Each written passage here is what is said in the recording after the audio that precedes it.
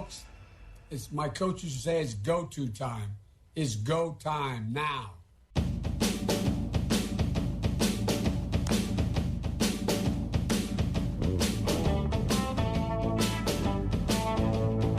Welcome to the Kyle Olson Show. Coming off the convention week, President Trump is rising in the polls.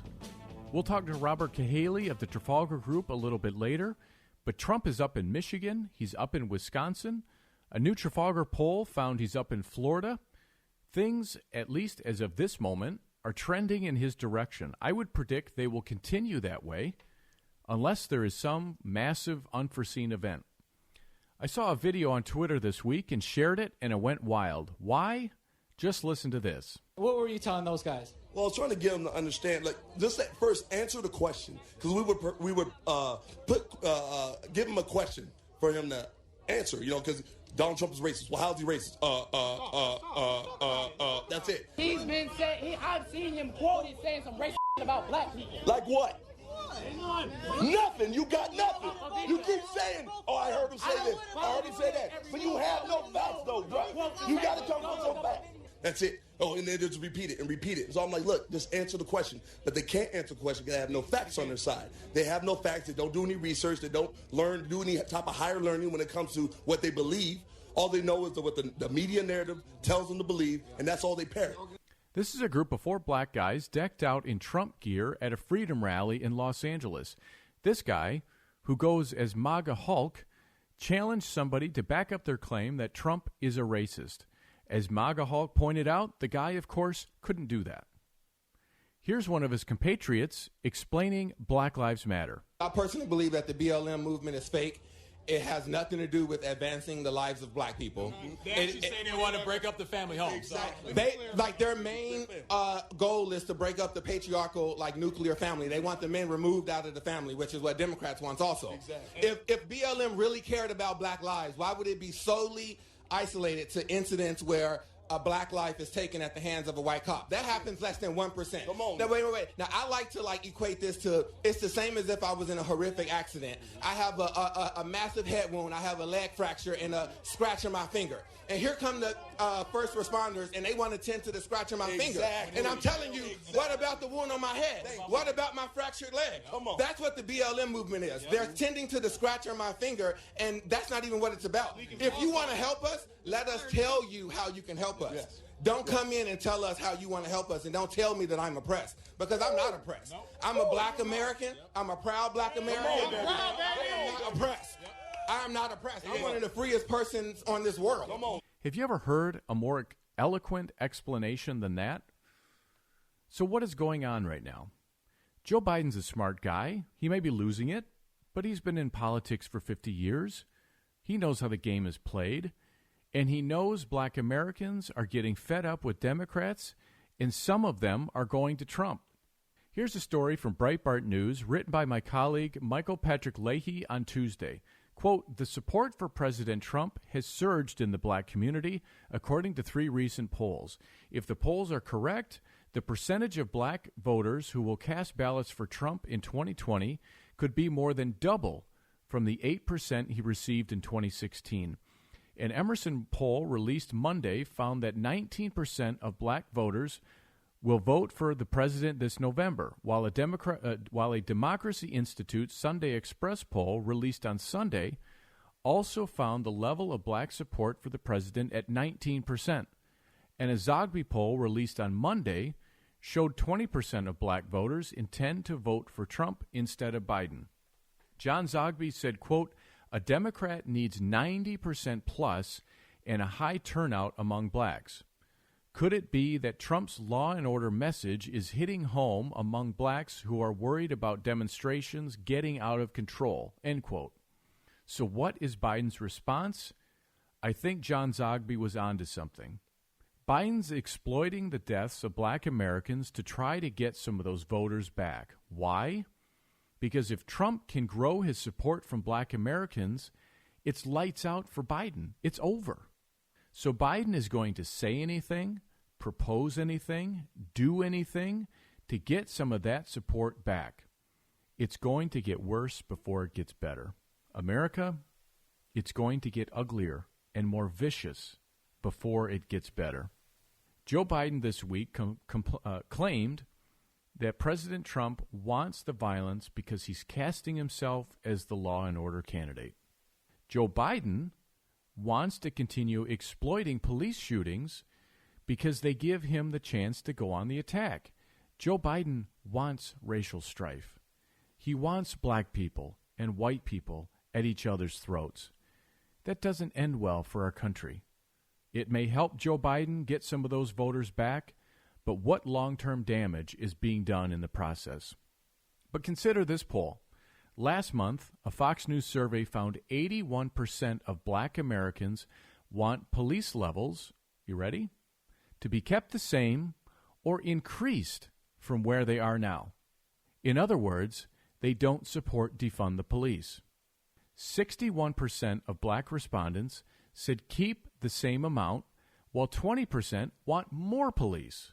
Maybe Joe Biden is trying to drive that support down so it plays to his advantage.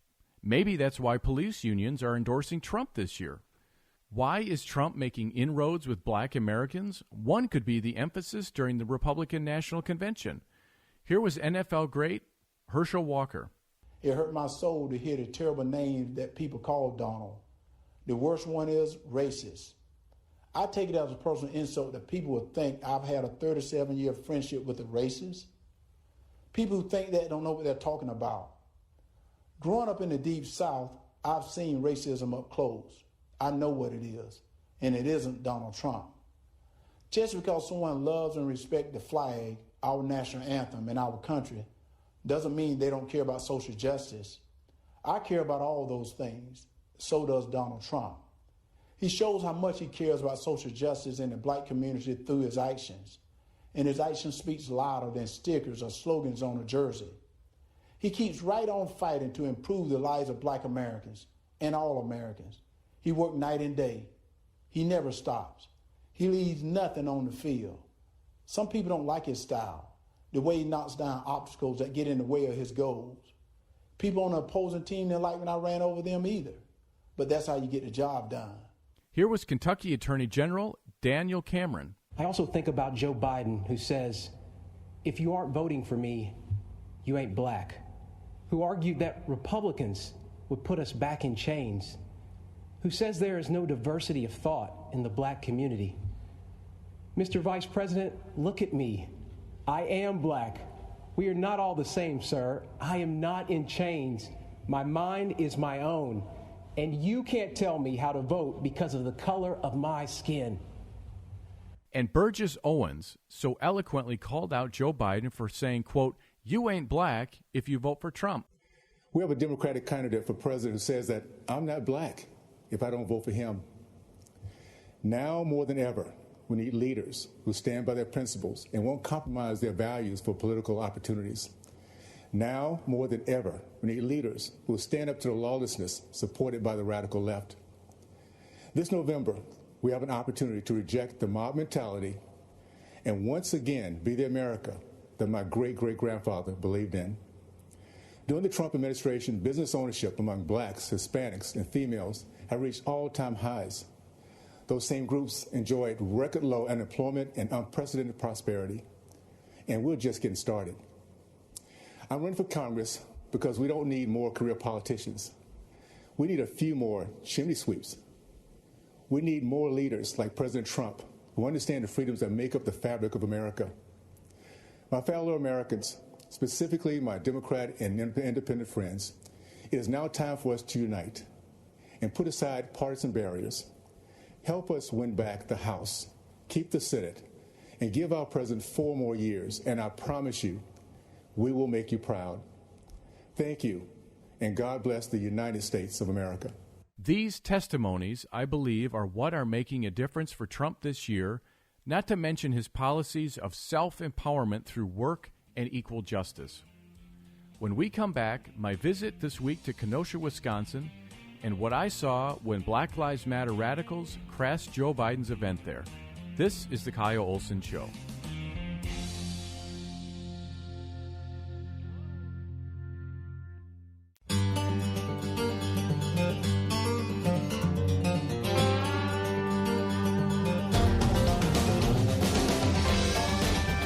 Welcome back to the Kyle Olson Show. I was dispatched to Kenosha, Wisconsin for Breitbart News on Thursday to cover Joe Biden's visit there.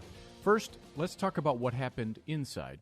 Biden met with a handful of community activists. It appears at least portions of it were scripted.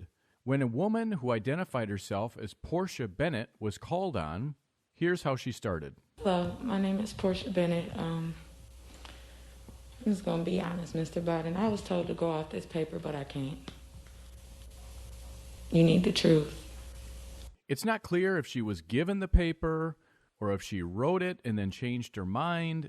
But if she wrote it, why wouldn't she write down what she basically wanted to say in the first place?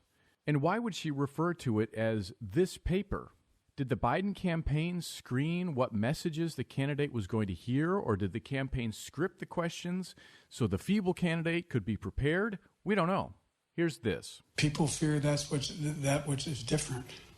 We gotta, for example, why in God's name don't we teach history in history classes? A black man invented the light bulb, not a white guy named Edison. Weird language to use in a church, but okay. Maybe Joe Biden should ask the progressives who have been controlling the education system why we don't teach history in history class. Maybe he should ask the textbook manufacturers that are progressives why they don't teach history in history class. The teachers' unions, the curriculum administrators, the school boards. Could anyone honestly say with a straight face that any of these are controlled by conservatives? No. Let's get to what he actually said. Is it true the light bulb was invented by a black man? Well, here's what the Daily Mail reported after Biden said that. Quote, Thomas Edison, who was known as the father of invention, was first credited with creating the light bulb in 1879 and got a patent on January 27, 1880. His creation was the first commercially viable example of the technology which scientists had been experimenting with since 1800. However, Edison's original bulb was created using a paper filament which burned out quickly. Black man Lewis Howard Latimer, who worked with Edison, invented the carbon filament, which allows light bulbs to continuously shine. Okay.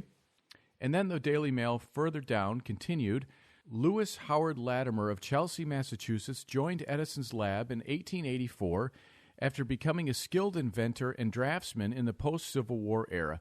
Latimer, who wrote Incandescent Electric Lighting, a practical description of the Edison system in 1890, was the one who made carbon filaments for light bulbs. That's interesting. I didn't learn that in school. As I recently wrote to my local school board president after it passed a very radical Black Lives Matter resolution, there's a lot of black history I didn't learn in school because it wasn't taught. But maybe Joe Biden should ask the education system that. Ask Randy Weingarten, president of the Teachers Union. Ask her that. Why haven't you been pushing more black history? Why has she allowed this whole situation to happen? Or is she only focused on pay and benefits and protecting her members from accountability? We know the answer to that, don't we? But listening to Joe Biden, you'd think there's some great conspiracy against Lewis Howard Latimer because he's black, who contributed to inventing the light bulb. He didn't actually invent it. He was a part of the team. That's great. Fantastic. Teach that. And this was weird. There is not a single solitary reason in the world why, as I said, we shouldn't be in a position that everybody, and that's my wife, Jill. Hey, Jill, I'm Jill's husband, actually.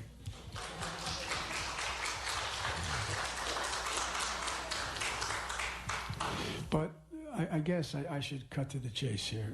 He's rambling on about something and then acknowledges his wife? Okay. And who says this at a photo op forum about police shooting somebody? 19 corporations making $1 billion apiece don't pay a single penny in taxes. I'm not going to punish anybody, but everybody should pay a fair share. And I can lay out for you. I won't now because they'll shoot me. And then there was this. Just tell the truth. And the concluding comment I'll make is, there's a lot of folks who thought that, well, the president's made great strides with his law and order strides here. That boy, after his convention, he really made inroads. He hasn't. Not at all. No, I'm not serious. I mean, it should give you a little bit of confidence in the American people. They ain't buying it. With all the millions and millions and millions of dollars being spent, they're not buying it. Okay, you can go on believing that, but polling shows otherwise, as I talked about earlier. Kenosha is a sprawling suburban city on the shore of Lake Michigan. When I first went to the burned-out sections, it was really hard to believe. The commercial areas appear to be older. Many of them are brick, many with commercial on the bottom floor and residential on the second floor. Areas smelled like a campfire. It's really hard to describe. Several buildings in a row torched. Buildings boarded up with BLM tagging as if to say, please don't target us next. We're on your side. I got to the Grace Lutheran Church where the Biden event was going to be held. Media was lined up across the street. It was a 4-lane street. It was busy, lots of cars. Not many supporters. More like residents who came out to see what was going on. About 50 Black Lives Matter activists crashed the event just minutes before Biden was to arrive, creating chaos. The police, Secret Service, they didn't know what to do. It was a remarkable contrast to President Trump's visit just 2 days earlier. A lot of angry people. The mood was more anti-Trump than pro-Biden. People dancing in the street to a song that had the refrain, F Donald Trump. Geriatric BLM activists twerking, who shouldn't have been, let's just say that. But can you imagine Trump supporters dancing to F Joe Biden? I can't. They're for Trump.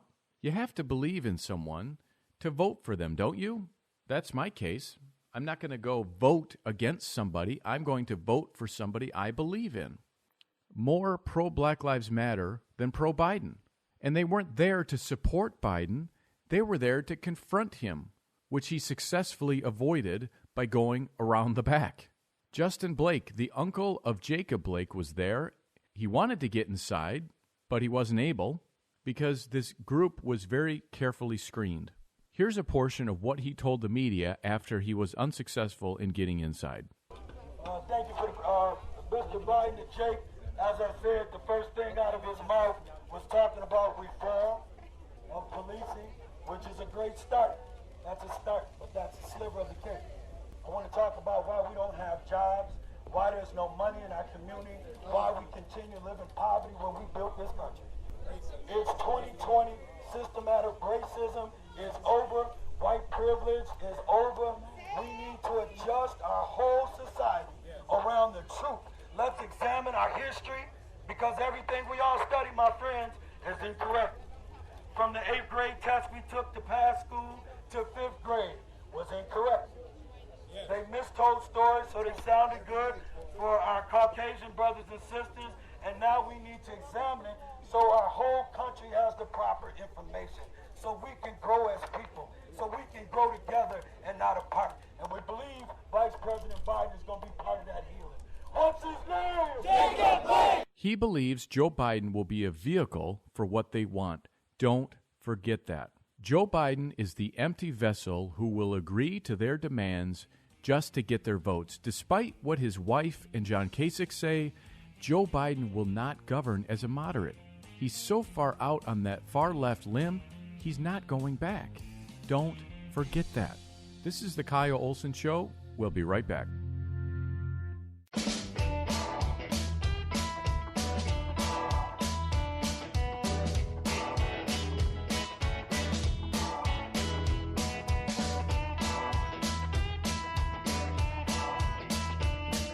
Welcome back to the Kyle Olson Show. Joining me now is Amy Maurer, who represents the 15th District on the Kenosha County Board of Supervisors.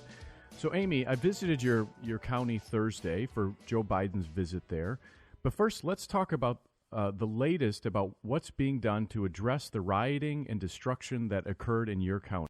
Well, we had a massive influx of law enforcement from all over. Federal agencies, the Wisconsin National Guard, and National Guard from several other states as well. Over 1,000 National Guard, and I think over 400 other law enforcement officers from the ATF, Homeland Security, different county sheriffs, and so on. So after speaking with some of our local law enforcement, when the other out of town law enforcement showed up, they were able to play offense, if you will, and actually stop protecting buildings and start really cracking down on people rioting and gearing up to riot. What did you find in the information that you have access to?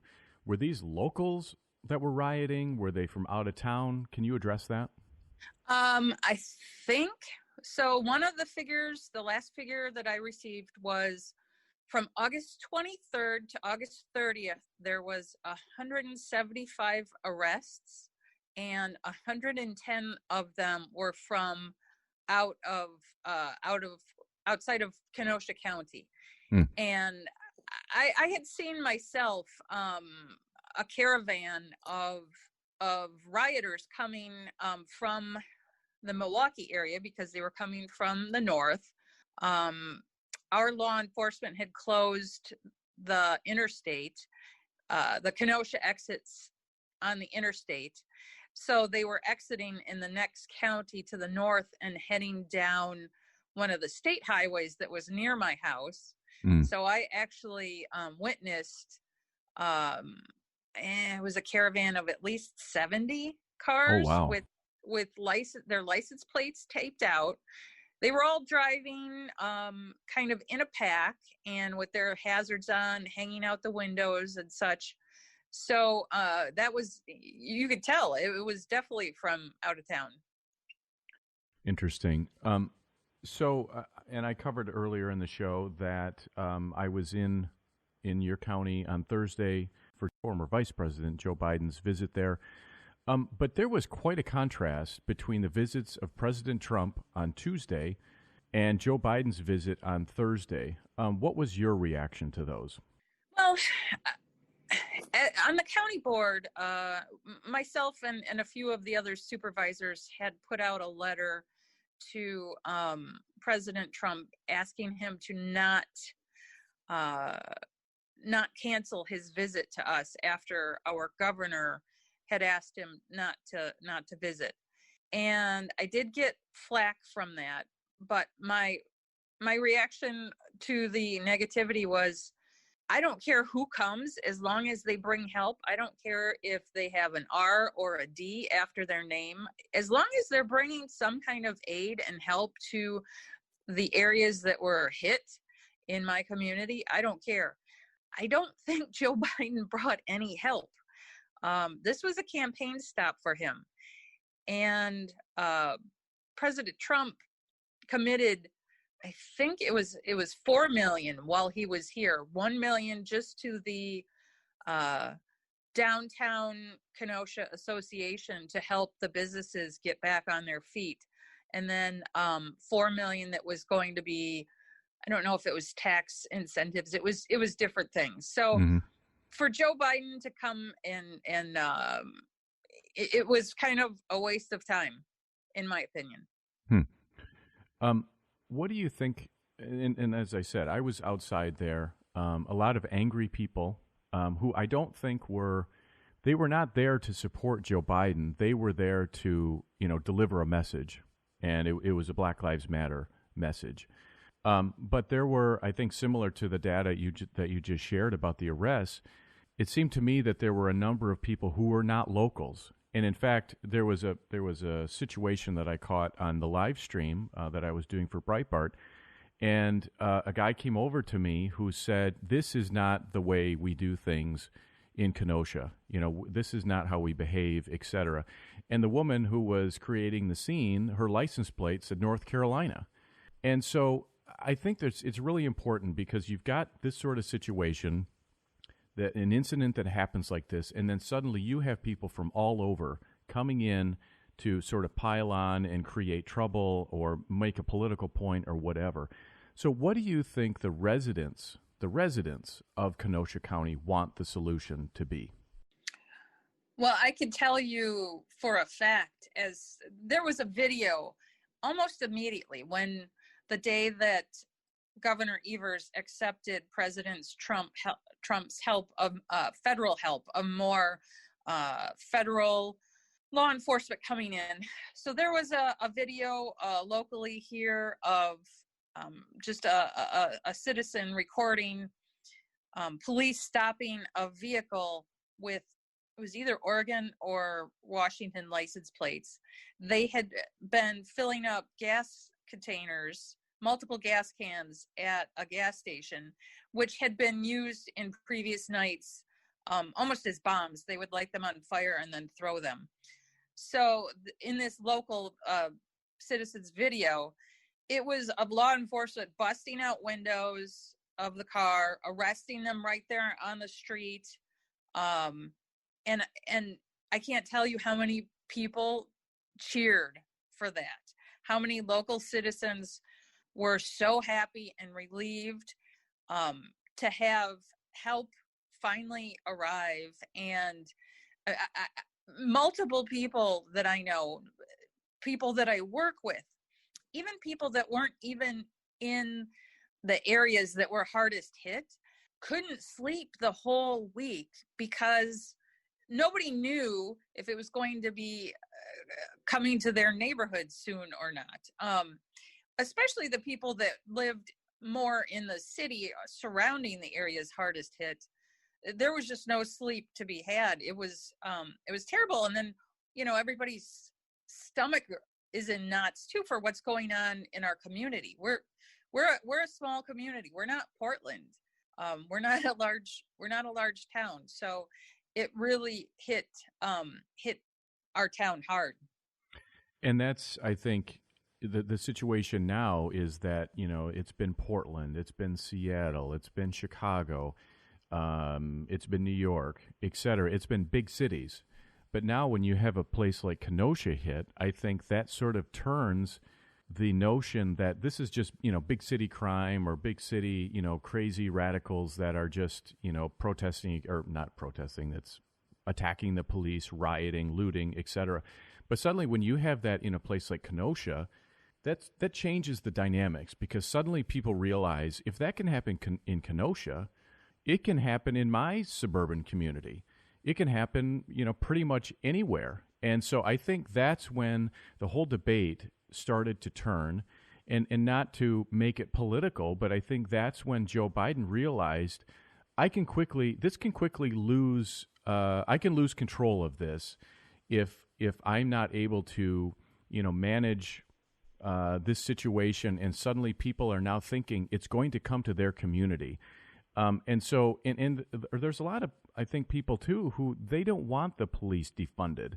And there was there in Kenosha yesterday, there were a lot of just very antagonistic activists. I mean, I saw several, Black Lives Matter activists. They were, within 1 foot of a police officer's face, and they were flipping him off, and they were cursing him out. And I mean, it's just, ugly, nasty behavior. And that's not what people want. They want justice for Jacob Blake. They want justice in that entire situation, regardless of, who is ultimately held accountable. That's what they want. They don't want their community burned down. Amy Maurer is on the Kenosha County Board of Supervisors. Thanks for joining me today. Thank you.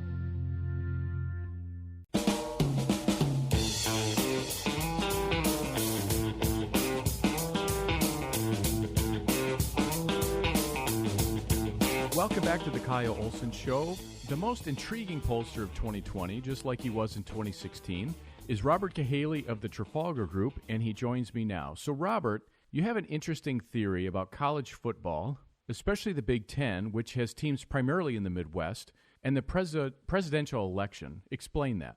Well, the day that Kamala Harris was announced, I just did a little tweet, and I said something to the equivalent of, I'm telling you now, Big Ten canceling football is going to be the most impactful thing that happened today in this race. And it's because that's what I really believe. And I gave the example in the tweet about, imagine a Big Ten football fan, sitting there on the couch watching the SEC or ACT teams play, and then, asking, well, why are we not playing? and that I said that politicians who do not make it clear loudly and often that they oppose this decision will pay a political price. And, the tweet kind of just got a lot more attention than I certainly expected it to.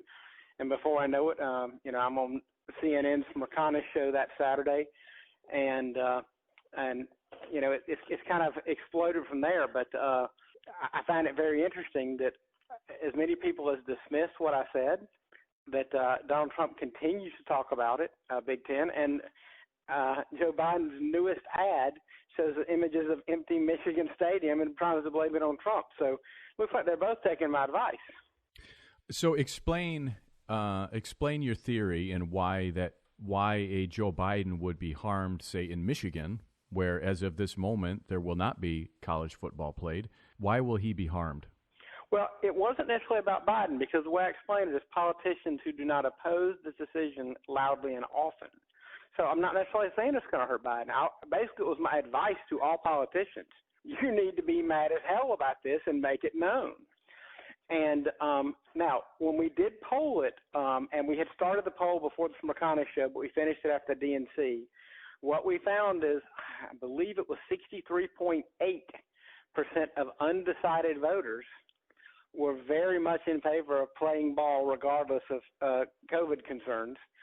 And at that time, only Trump had said he supported them playing ball. And actually, Biden didn't say he supports them. He's blaming the fact they're not playing ball on Trump. But we asked them, knowing that Trump wants them to play ball anyway, to make you more or less likely to vote for him. And it was a ratio of 4-1. It made them more likely to vote for Trump.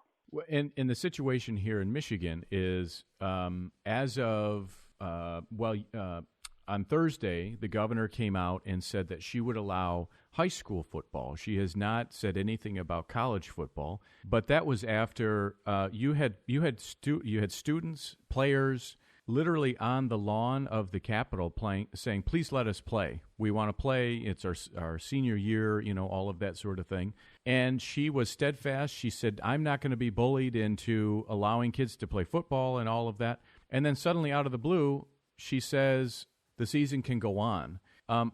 Do you suspect that she is looking at polling and realizing that this is really sort of turning against her, and it could impact what happens in the November election? I'd love to tell you I'm shocked that I made a prediction everyone disagreed with, and now they're starting to agree with it, but it happens a lot. Yeah, I think that's exactly what's happening. They've realized that this whole thing, I mean, they came out of the convention with Joe Biden even wanting to say he was willing to do further lockdowns. That is not where the public is. The public consensus has become, hey, I'm going to do what I can to keep my family safe, but I'm not going to live in fear, and I'm going to get back to it. People are wearing their masks or washing their hands, but they want to get back to the real world. Mm-hmm. And politicians need to be on the right side of that. And she's realizing it. I mean, people can only take so much. This is a free country. Well, and Biden was very clear and very direct that he supported a national mask mandate. He said that on multiple occasions very clearly. But then just the other day, he was asked about that, and he said, no, I didn't say that. I think that there should be pressure put on local, governors, mayors, county executives, and businesses. They need to be the ones to do that. And so he completely backtracked on that. What does your polling find about where people stand on a national mask mandate? They like the idea of people wearing masks, but they like the idea of people. They like the idea of, the best way I can put it is the freedom to be told what the smart thing to do is, and then be trusted to do it. They don't like, people generally don't like. Well, there are people who don't like wearing masks, and there are those who argue the science, and those who just wear it just because it's easier to wear it than deal with not wearing it and what everybody says. But it's this heavy-handed government stuff that people are pushing back on, and as importantly, it's the parallel of stuff that there's a perception that what I hear a lot is they have no idea what to do. Mm-hmm. That people they really don't think the government could have prevented it. They don't think the government can stop it. They don't understand why, they say it's still spreading like wildfire where everybody's wearing masks and doing social distancing. Mm-hmm. So everybody wants to do their part, And and people are all in, but they're not about being told what to do, and especially when the rules don't make sense. Like specifically in Michigan, the crazy thing with pumping gas and all that stuff. I mean, I don't remember. Maybe in the old days you used to be able to pump gas, put your fingers in your mouth afterward. I never thought that was a thing. So let's change the subject. I was in Kenosha on Thursday for Joe Biden's visit there, and there could not have been a more clear contrast in support between President Trump's visit on Tuesday and Biden's visit 2 days later. There were images of huge crowds for Trump, but the turnout for Biden was really pretty small. And I would say, just, based on observing people and talking to people, they were more anti-Trump than they were pro-Biden. Are you able to gauge enthusiasm in polling? Absolutely. And that's what I've told everybody there. People keep telling me, there's an enthusiasm gap. I'm like, yeah, but curb your enthusiasm about the enthusiasm gap. I hear this from Trump people all the time because, yes, there's an enthusiasm gap between Trump and Biden, but there's not an enthusiasm gap between, the intensity of those who dislike Trump and like Trump. There are people who are coming out to vote against Trump, and they would be voting for a yellow watermelon. It wouldn't matter. They'd vote for a pink Chevy. They don't care. They just don't want Trump. So, yes, there's an enthusiasm gap, but is it a huge game changer? No, I don't think it is. Interesting. So what, if you were advising President Trump, what would you say he needs to do to win? Don't pick small fights with people smaller than below you. I mean, just don't get into silly arguments. Avoid it. Even if somebody deserves you to have them, for him to cut them down a couple notches, don't do it. Stay above that fray. Stay out of that stuff. Stay out of those traps. I would think that's most of it, and do what you can to show people you're doing your best in the economy and outflank the Congress, certainly the leadership, as best you can, and don't be daunted by these silly polls because they are silly. They don't acknowledge the fact that we all know, anybody who understands basic logic, you all know somebody who likes Trump who wouldn't put a sign in front of their yard because they don't want to deal with the crap. Well, guess what? They're not going to tell someone on the phone. So, these old-fashioned Pony Express pollsters that rely just on live voice, that quote-unquote industry standard, according to Nate Silver and the thinking heads, it doesn't work. And so now we've got to recognize this new paradigm, and Trump needs to just keep doing what you're doing and realize that you're probably doing a lot better than the polls say. And by the same token, Biden, I always tell people, I'm the Paul Revere for the Biden campaign. They're coming. This thing ain't won. Don't believe those crappy polls. You got to fight. Do you think they believe that? I do, because I judge people on what they do, not what they say. So they put all this, fanfare, these crazy polls on the, TV and everything, but I see them buying a lot of ads. I see them buying ads in places like Minnesota that they would tell you they're not fighting for. So I think they do know. I mean, Joe Biden wouldn't have gone to Wisconsin if he didn't know. Joe Biden wouldn't have done a TV ad with an empty football stadium if he didn't understand that what we said was right. So your Trafalgar Group put out a poll on Friday showing that Trump is about 3 points ahead in Florida. It seems to me in these battleground states, whether it's Michigan, Wisconsin, Florida, Minnesota, things seem to be trending in Trump's direction. Is that how you're seeing things as well? What could, and obviously there could be something that we can't even envision, but what does it sort of take to get things to trend the other direction? I mean, it's a presidential election. I mean, we're one crazy dictator somewhere in the world, one international incident, one tweet, one bombshell away from this whole thing changing. I think anybody who thinks there's going to be stability in this election is crazy. Robert Cahalia of the Trafalgar Group, thanks for joining me today. Absolutely. It's always good to be here. You got a great show. Thank you. Thank you. Thank you so much for joining me today. For more of my work, go to Breitbart.com or find me on Twitter, Kyle Olson 4. Use the same handle for Parler, Kyle Olson 4, KYLEOLSON and the number 4. This is The Kyle Olson Show.